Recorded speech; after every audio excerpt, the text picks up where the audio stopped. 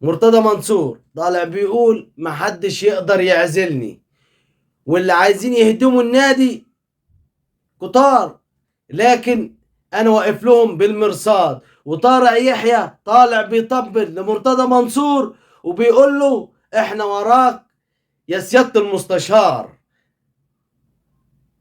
السلام عليكم ورحمة الله وبركاته. فيديو جديد معانا، ويا ريت كل اللي بيتابعنا او اول مرة يشوفنا يعمل لايك على الفيديو واشتراك في القناة فضلا وليس امرا. تكرم علينا باشتراك في القناة لو اول مرة تتابعنا، ولايك على الفيديو.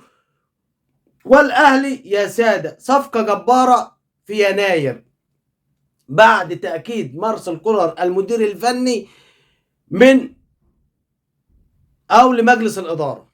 يعني ما كولر اكد على الصفقة بعد ما شافها او اتكلم عليها، يعني بعد ما اعجب باللاعب وشاف فيديوهاته وشاف لعبه وطريقة لعبه، اكد على النادي الاهلي لازم يجيب اللاعب ده. ومين هو اللاعب يا سادة؟ كريم نيدفيد لاعب النادي الاهلي المعار لفيوتشر. ولكن بقى هنا كريم نيدفيد لما كان عاوز يرجع كان عايز يلعب اساسي، خاف لو يرجع يقعد احتياطي لعمرو السولية او ديانج او حمدي فتحي. لكن دلوقتي مع كولر لما مهتم بيه، صفقة جبارة للنادي الاهلي واداؤه بصراحة ومستواه مرتفع جدا جدا جدا كريم نيدفيد.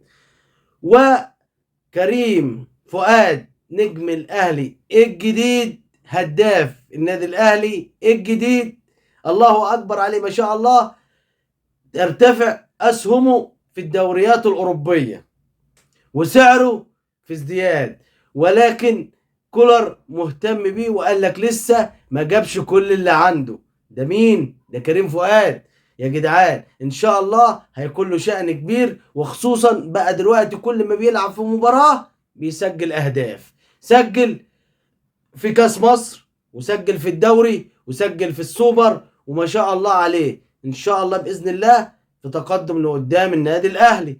ومرتضى منصور طالع بيهدد الدوله وبيقول انا محدش يقدر يعزلني، وانا وانت يا ممدوح يا عباس، وانا فضيلك، وده قبلت التحدي منك، وهطلع معاك وهروح معاك لاخر الدنيا.